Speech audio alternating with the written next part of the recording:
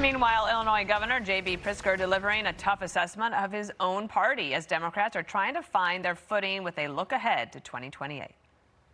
In the coming election, what I can tell you in 28 is I'm going to be very involved. I do think that it's in 28, whoever's running on the Democratic side needs to be running not just on a restoration, but also a renewal of American values, because I think Democrats over the years have kind of lost our way. And Leslie Marshall is a Fox News contributor, and Luke Ball, a Republican strategist, and it's great to have you both here. I saw you last night on Special Report. Leslie, thanks for sticking around. Here is, this is call for number one. This is the Democratic hopefuls on what they think is needed for the party. You know, the old guard needs to go. They lost to Donald Trump twice. That's not working.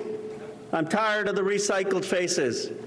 I'm tired of the platitudes. And speaking of that, Brand, folks, we've got to be a party that more people want to join. We need to get back to talking like normal human beings. Leslie, both things could be true, but are both things possible? I think both things are true and both things are possible. Look, you know, I think and I said it, my party lost their way when we were defund the police and let's worry more about, you know, men and women's sports and who's using what bathroom and what you need to get back to. And what we've seen has been very successful, Democrats flipping 25 seats and, you know, just really doing well in the polls, not just gubernatorially, but, you know, for the House and the Senate, which I'm hoping certainly that we retake both, definitely going to take the House.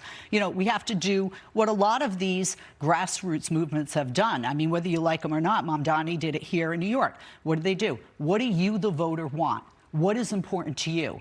And what do they hear? Is it health care? Is it affordability? Is gas prices? Where I am in California, is it something to do with fires and prevention? So the Democrats have to take, in a sense, a you know, page from the Republican playbook, which is listen to the voters, listen to the people and what they want. And so what I would disagree that we've lost our way, we had lost our way, but certainly that has changed. Doug Schoen, friend of ours here at Fox, also, I guess you would call him a center-left Democrat. Would you agree, Dana? Doug Schoen?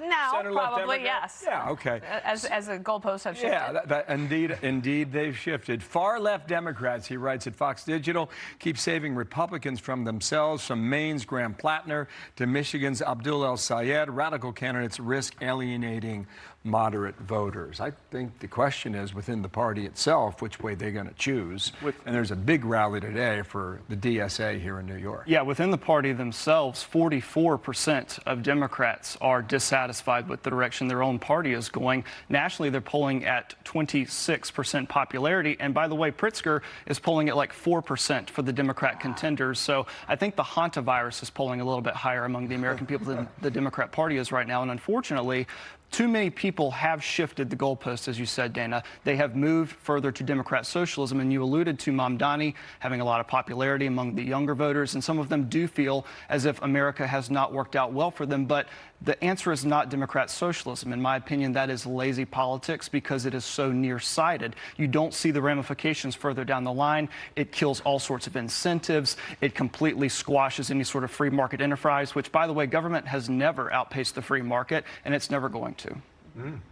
Well, first of all, you know, one size fits all doesn't work for any political party, and my political party either. And that's why what works in New York City may not work in Los Angeles, certainly isn't going to work in the states like Mississippi or, you know, Alabama. Look at Andy Beshear. I mean, he is a moderate Democrat. I'm a moderate Democrat. Some of the progressive candidates may not be my liking, but are they running in the city that I live in or the state that I live in? So, you know, I hear this every 2 to 4 year electoral cycle that we have.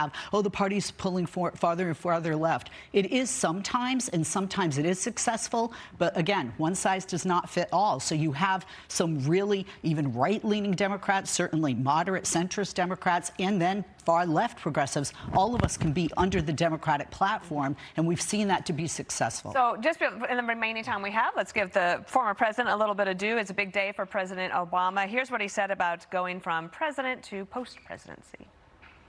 I think Michelle very much would prefer a quieter life for us. And on the other hand, there have been some folks who would like to see me out every day, right, banging the drum. What I've tried to do is to move from player to coach. little bit of time. And Luke, the thing is that the party has never really been able to fully move on from him, partly because he likes to be there, but also because they cling to him for relevancy and hope. My question is, what role did he consider himself in 2024? Because if he wasn't the coach then, what was he doing? If he was the coach, they completely failed. You were talking about a big tent party. The energy is not behind the moderate Democrats. You'd be hard-pressed to find many Democrats who consider themselves moderate that are thriving with the base. The energy is behind the Democrat socialist vein of the left and the Democrat Party. You see people like Plattner and Mamdani, they have enormous popularity. They're not going back to the moderates. They're going to the socialist left. Guys, great conversation, by the way. Let's do it again, okay? Luke, do it. Leslie, Great to thank see you you. very much. Thank you. Appreciate it. Be sure to like and subscribe for all the Fox News latest on YouTube and catch full shows streaming now on Fox One.